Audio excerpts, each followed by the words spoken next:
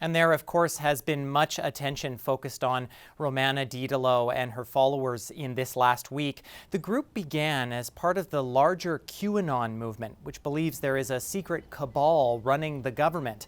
And that has now evolved into a sovereign citizen movement, people who believe they are free from government laws, taxes, and other regulations. For more on this, we are joined by Christine Sarteschi. She is a professor of social work and criminology at Chatham University in Pittsburgh, Pennsylvania, and has been watching this story closely. Christine, thank you so much for being with us. Thanks for having me.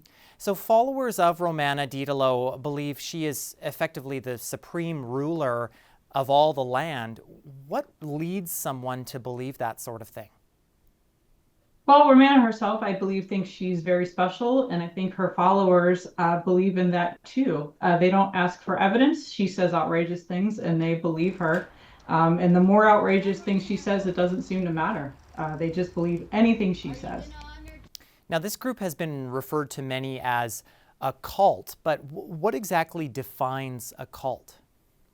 I think a movement of people, especially those who live together, who, in her case, they all believe the same ideas. They dress alike and feel like wearing a particular uniform is important. And they're all very dedicated to their follower. And they make sure to never say anything very negative about her at all and to always exalt her in every possible way.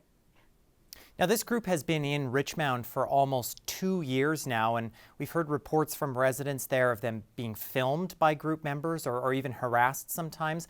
How does something like this go on for that long? Well, I think that the Richmond folks really did desperately try to get help, and it could have been that I guess others didn't really see it as being as big of a problem as the Richmond folks did, who were dealing with it every day.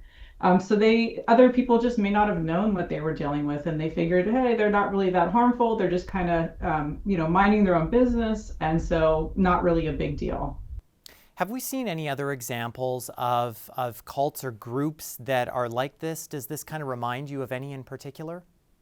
Well, some people compare them to groups such as Heaven's Gate. Others, there was a group out in Oregon that was very similar. I don't think they're quite that extreme, but they are similar in the sense that they are very dedicated to their leader and they just don't question anything she says, no matter how ridiculous it is. Now, Didulo and the man who owns the building where she and her followers have been staying in Richmond now face criminal charges. The health authority also says the building is not safe for people to live there.